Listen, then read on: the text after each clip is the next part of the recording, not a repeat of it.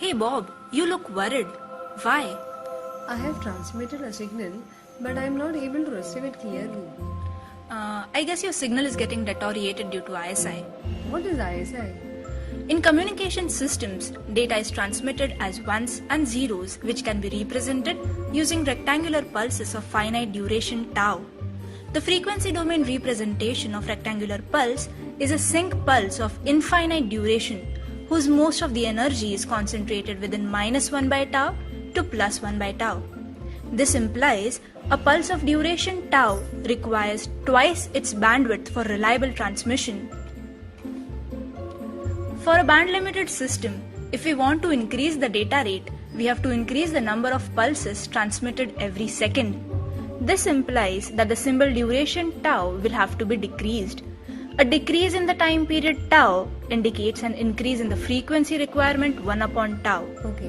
That is, bandwidth increases. If the channel is band limited, this increase in the bandwidth may overlap with the neighboring channels, leading to intersymbol interference, that is ISI.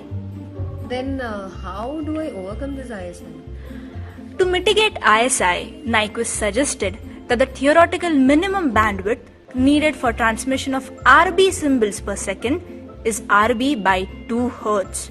And when a pulse is transmitted through a channel with sufficient bandwidth, in order to maintain zero ISI, it must satisfy the following condition, that the pulse should be 1 at sampling instant 0 and should be equal to 0 for all other integral multiples of bit period TB.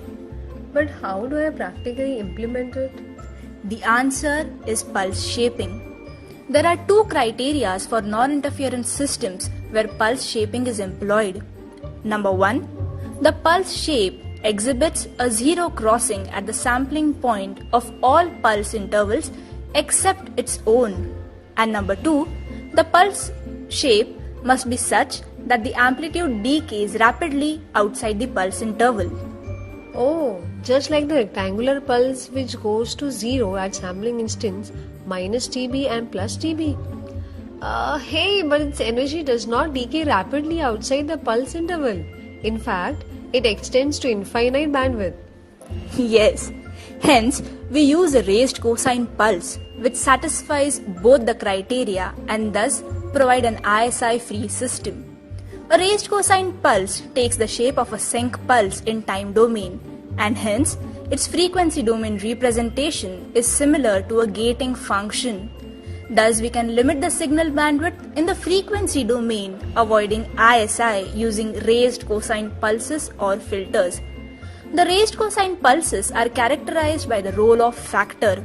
Higher the roll-off factor, steeper the window in frequency domain, and lesser the roll-off factor, larger the window in frequency domain. Therefore, we must ensure an optimum balance between the roll-off factor and the bandwidth it occupies in order for the pulse to travel undistorted in a given band-limited channel. Thanks, Alice. Hey, don't thank me, but thank the creators of this video. Priyadarshini Adap, Anuja Gote, Preeti Tonpe, under the guidance of Dr. Saurabh Mehta, Vidalankar Institute of Technology. Thank you all.